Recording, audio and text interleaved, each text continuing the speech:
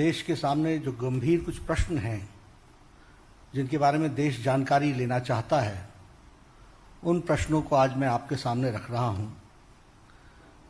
अभी कोविड के संक्रमण काल में और चाइना सिचुएशन पर कई किस्म के प्रश्न आए और कई किस्म की चर्चाएं हुई हैं।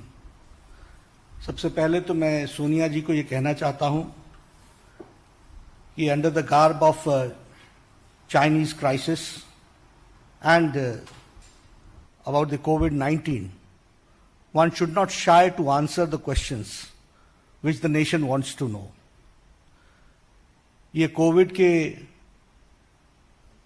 कारण या चाइना की जो सिचुएशन है उसके कारण मूल प्रश्नों से बचने का प्रयास सोनिया जी न करें, क्योंकि भारत की बहादुर फौज सक्षम है देश की रक्षा करने में, देश की सरहदों की रक्षा करने में, और प्रधानमंत्री श्री नरेंद्र मोदी जी के नेतृत्व में देश सुरक्षित भी है, मजबूत भी है, और देश के जांबाज हमारे आर्मी के लोग देश की रक्षा करने में सक्षम हैं। उसकी संप्रभुता से लेकर और बॉर्डर्स की रक्षा करने में our army people are capable. The same way, as far as COVID-19 is concerned, under the dynamic leadership of Prime Minister Modi, India has fought COVID-19 in the best possible manner. And we can say that the Corona warriors, the doctors, the paramedics, the staff nurse, the people involved in sanitation, and also the police officials have played a tremendous good role which should be applauded by one and all. तो इसलिए सोनिया जी को इनकी चिंता करने की जरूरत नहीं है। इनकी प्रधानमंत्री जी के नेतृत्व में देश इन सारे विषयों के बारे में सुरक्षित भी है और सक्षम भी है लड़ने के लिए। लेकिन हम गांधी परिवार से उनके किए गए कर्मों के बारे में, the since, the deeds which they have done during the governance, the people of India, 1.3 billion people of India want to know about it. 130 crore का देश जानना चाहता है कि आपने सत्ता में रहते हुए क्या क्या काम किया और किस तरीके से आपने देश के विश्वास के साथ विश्वासघात किया है, उसकी जानकारी लेना चाहता है। मैंने कुछ दिन पहले, 2 दिन पहले ट्वीट करके राहुल गांधी फाउंडेशन के विषय पर प्रश्न उठाए थे। आरजीएफ पर मैंने प्रश्न उठाए थे। आज पी चिदम्बरम साहब बोलते हैं कि प्रिजम्पटिव ऑफर है हमारा, और वो प्रिजम्पटिव ऑफर ये है कि राजीव गांधी फाउंडेशन वो पैसा वापस लौटा देगा। सबसे पहली बात तो यह है कि अगर पूर्व वित्त मंत्री जो खुद बेल पर हो, हम समझ सकते हैं व्हाट आर द क्रेडेंशियल्स, लेकिन उसके द्वारा यह स्वीकारना होगा, इट इज एन एक्सेप्टेंस कि देश के अहित में राजीव गांधी फाउंडेशन ने फंड्स भी लिए और उन फंड्स को नैतिकता के आधार पर जो नहीं लेना चाहिए था, जो नियमों के अनुसार नहीं लेना चाहिए था, वह लेने का प्रयास हुआ है। और इस परिवार का हम सब जानते हैं एक ही तरीका है, authority without responsibility. Speak what ever you like about anybody, when ever and where ever you wish, and you are not there to answer the questions which the nation wants to know. Here I am asking from Sonia Gandhi ji 10 questions today, 10 questions I am asking, and the nation wants to know, the country wants to know, the country fellowman wants to know that what is the answer which he can give. First question is that countries like China has donated through Chinese embassy to Rajiv Gandhi Foundation from 2005 to 2009. आज सुबह मुझे बताया गया कि एक ही बार लिया है। It is a continuous flow of money from Rajiv Gandhi Foundation, from Communist Party of China, from the Chinese government through Chinese embassy. Not only this, the tax havens of Luxembourg donated Rajiv Gandhi Foundation every year between 2006 to 2009. Now you can understand, Luxembourg the tax havens, जहां हवाला में हवाला होता है, ऐसी जगह से Rajiv Gandhi foundation को पैसा मिलना यह किस बात को इंगित करता है? The same way NGOs and companies who had deep commercial interests, they have donated money to Rajiv Gandhi Foundation. देश जानना चाहता है, first of all, it's a shame. It's a sacrifice of the national interest by accepting money from foreign powers in personal trust. This is what I would like to say straight and forward. That it is a shame sacrificing the national interest by accepting money from foreign powers in personal trust. And the country wants to know what conspired between Rajiv Gandhi Foundation and the government of Chinese embassy, government of China. This is the first question which I would like to raise. The second question is कि एक बहुत जल्दी थी. There was tremendous hurry to enter into the East Asia FTA, जिसको हमने बाद में RCEP के नाम से जाना, Regional Comprehensive Economic Partnership. What was the haste? What made Kamal Nath to commit that yes, we will be part of this East Asia FTA, in which China was also there? यह प्रश्न देश जानना चाहता है और यहीं पर नहीं रुकता है. पैरेलली जब हमने अपने आप को ईस्ट एशिया एफटीए के साथ इंगेज करना शुरू किया, जिसको 2019 में आरसेप के नाम पर भारत के यशस्वी प्रधानमंत्री मोदी जी ने 15 देश एक तरफ रहने के बावजूद 16वां देश भारत ने अपने आप को अलग किया, यह कहते हुए कि this is not in the interest of farmers, this is not in the interest of MSME sector, this is not in the interest of the labourers and this is not in the interest of the agriculture. इसको ध्यान में रखते हुए मोदी जी ने इससे अपने आप को अलग किया. लेकिन जब ये इसमें हम इंगेज हो रहे थे, ईस्ट एशिया जो आरसेप के नाम से जाना जाता है, ईस्ट एशिया एफटीए, तो पैरेलली भारत का चाइना के साथ डेफिसिट ट्रेड 2003 में, जो 2004 में 1.1 बिलियन था, वह बढ़कर के 2013-14 में 36.2 बिलियन हो गया. And this was a deep crisis and weakening of the Indian economy done during the UPA regime. Now this second question is, what was the need to be in a hurry to come to engage in RCEP? Number one. Number two, the question is that parallelly, how the India's trade deficit gained, and from 1.1 billion dollars, it reached to 36.2 billion dollars, US dollars. This is what we have to understand. क्या ये quid pro quo तो नहीं था? ये कहीं Chinese embassy के द्वारा Rajiv Gandhi foundation को पैसे के कारण ये क्विड प्रो को तो नहीं था. यह भारत की जनता जानना चाहती है. The third question which I would like to say, what is the exact relationship between Indian National Congress and the Communist Party of China? What is the MOU? What is the unsigned MOU and what is the signed MOU? What is the tacit understanding between Congress party and the Communist Party of China? The country wants to know, and country wants to know the details of the MOU, signed and unsigned, the tacit understanding which has taken place between which takes care of the interest of Chinese or China government through the Indian National Congress. My fourth question is that the Rajiv Gandhi Foundation, RGF, worked in close association with China Association for Internationally Friendly Contact. Rajiv Gandhi foundation RGF ने बहुत closely, बहुत नजदीकी से काम किया Chinese association for internationally friendly contact. और ये जो संगठन है China association for internationally friendly contact, this is a vehicle used by Central Military Commission of China. This is a vehicle used for Central Military Commission of China, which the purpose of this commission is to infiltrate, to influence the voices of the leaders of the other countries. Now I would like to know, what was the role of Rajiv Gandhi Foundation with the friendly contact of China Association of Indian Internationally Friendly? And what was the relationship between Central Military Commission of China, which was trying to infiltrate and influence the policymakers of our country and trying to influence their voices? इसके बारे में हम जानना चाहते हैं। और इसके साथ साथ हम यह भी जानना चाहते हैं कि how much influence and infiltration was done by Chinese government through this Rajiv Gandhi Foundation.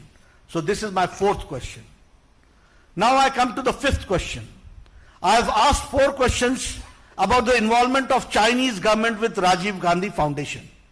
Now the fifth question is related to the PM National Relief Fund.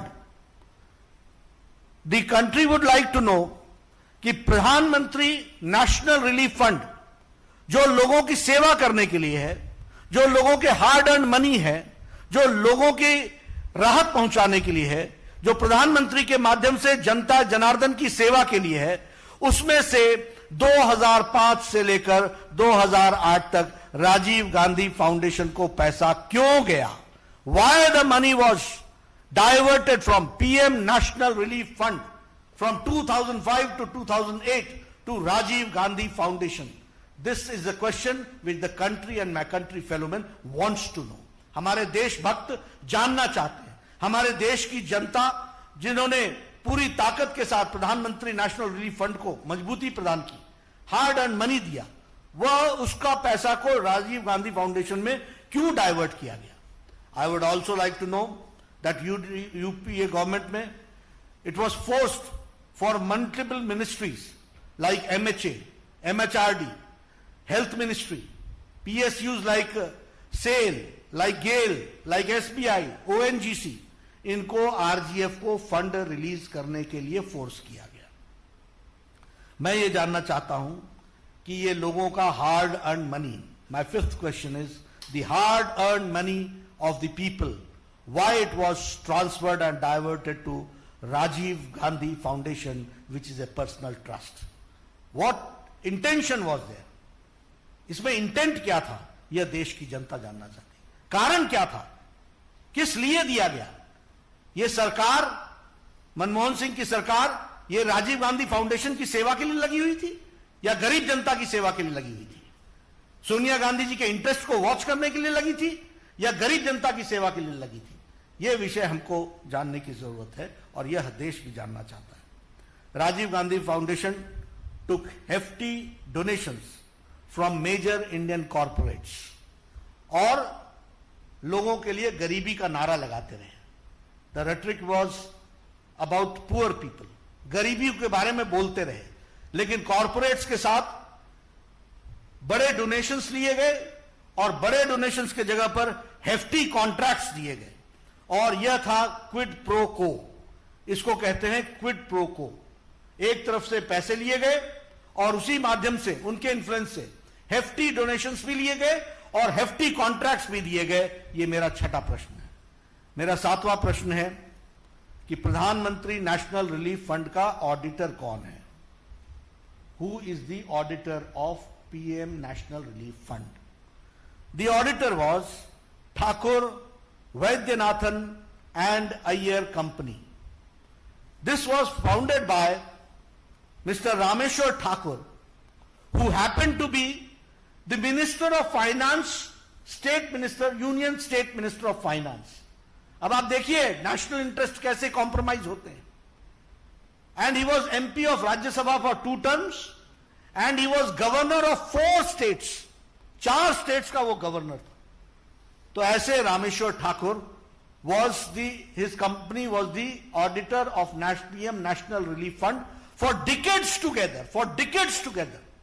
Country wants to know कि ऐसे लोगों को इस तरीके का contract देकर के क्या सरकार करना चाह रही थी? और आपको यह भी मालूम होना चाहिए कि PM नेशनल रिलीफ फंड में एक ट्रस्टी इंडियन नेशनल कांग्रेस का प्रेसिडेंट भी है। इसलिए मैंने कल आरोप लगाया था कि PM नेशनल रिलीफ फंड का trustee Sonia Gandhi, PM Rajiv Gandhi foundation का की चेयरपर्सन सोनिया गांधी। खुद पैसा निकालो और खुद अपने ट्रस्ट में डालो। Nation wants to know, the country wants to know, ये मैं आपको बताना चाहता हूं, देश के लोग जानना चाहते हैं। राजीव गांधी फाउंडेशन को आज 2019 में 100 करोड़ का corpus as on evaluated on 2019। मैं जानना चाहता हूं कि राजीव गांधी फाउंडेशन को जवाहर भवन के नाम पर वह जमीन करोड़ों की परपेचुअल लीज पर कैसे दी गई? Why was it given and why was it selected only to be given at such a costly place on a perpetual lease? यह भी देश जानना चाहता है। डॉक्टर मनमोहन सिंह ने 100 करोड़ रुपए इनको 1991 के बजट में दिया।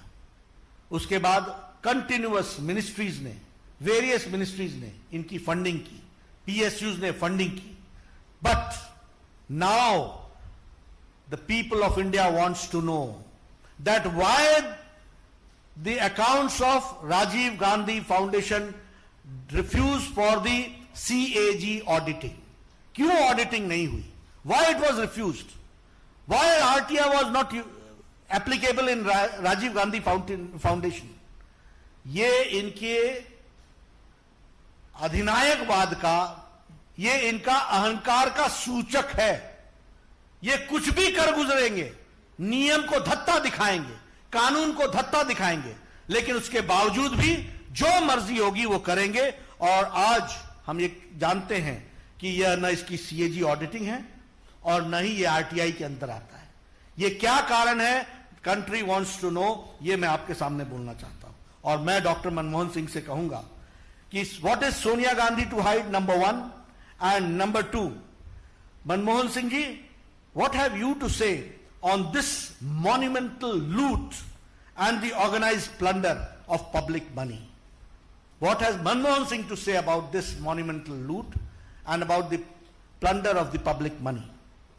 Now my 9th question is, Rajiv Gandhi Foundation not only took money and there were scams, but it also gave donations, dodgy donations. पैसा तो लिया ही लिया, देने का भी काम किया, और वो देने का काम डॉजी तरीके से किया गया। I would like to know कि राजीव गांधी फाउंडेशन ने कैसे डोनेट किया राजीव गांधी चैरिटेबल ट्रस्ट को, जो कंट्रोल्ड होती है बाय फैमिली, परिवार के द्वारा चलती है, और by Christian missionary organisation known as World Vision. अब आप देखिए, पब्लिक मनी को ट्रस्ट में लाओ, ट्रस्ट से प्राइवेट ट्रस्ट में ट्रांसफर करो, और प्राइवेट ट्रस्ट में ट्रांसफर करके उसको अपने निजी स्वार्थों के लिए इस्तेमाल करो। यह काम पकड़ा, और ऑडिट मत कराओ, RTI ना पूछने दो। यह 21वीं शताब्दी के भारत में चल रहा था, यह इस तरीके की गतिविधि चलती रही। Now my 10th and the last question is, आपने बड़ा हल्ला किया, बहुत हल्ला किया मोहिल चोकसी के बारे में।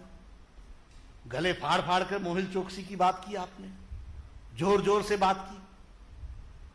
और ये जो हमारे शहंशाह है, शाही शहंशाह, इन्होंने भद्दे शब्दों का इस्तेमाल करते हुए शब्दों की भी गरिमा नहीं रखी। मैंने उस दिन भी कहा था कि शब्दों के चयन से परिवार के संस्कार का पता चलता है। We come to know about the tradition, about the families tradition, but which type of language they use for honourable prime minister we all know. कैसे शब्द इस्तेमाल किए। लेकिन मैं यहां, मेरा अंतिम प्रश्न 10वां प्रश्न है कि मोहिल चौकसी से आपने राजीव गांधी फाउंडेशन में पैसा क्यों लिया, और आपने मोहिल चौकसी को लोन क्यों दिया, और यह सब करने के बाद बदनाम करने के लिए हमारे यशस्वी प्रधानमंत्री पर आरोप लगाते हो। देश जानना चाहता है कि मोहिल चौकसी से राजीव गांधी फाउंडेशन का क्या संबंध है, और आपने उसको लोन देने में किस किस प्रकार से मदद की है, यह देश जानना चाहता है। मित्रों, ये हाथी के दांत दिखाने के और हैं और खाने के और हैं। ये राजनीति लंबे समय तक आरोपित करके जिस तरीके से इन्होंने की है, भारत की जनता जाग चुकी है। मोदी जी के नेतृत्व में राजनीति की संस्कृति बदल चुकी है। Congress and corruption are synonym to each other, वह जा चुका है। आज सेवा भाव से भारत का विकास, सबका विश्वास और सबका साथ लेकर के चलने की बात है। और मैं रीइटरेट करता हूं भारतीय जनता पार्टी के राष्ट्रीय अध्यक्ष के दृष्टि से, हैसियत से, कि हमारी पार्टी यशस्वी प्रधानमंत्री श्री नरेंद्र मोदी जी के सारे कार्यक्रमों से पूरी ताकत से जनता तक पहुंचाएगी और विकास में अपना पूरा योगदान करेगी और भारत की तस्वीर बदलने में कोई कसर नहीं छोड़ेगी। और साथ ही साथ ये दोहरे चेहरे रखने वाले राजनेताओं को भी पर्दाफाश करने में हम कोई कसर नहीं छोड़ेंगे। हम इस बात को आपके सामने कहना चाहते हैं।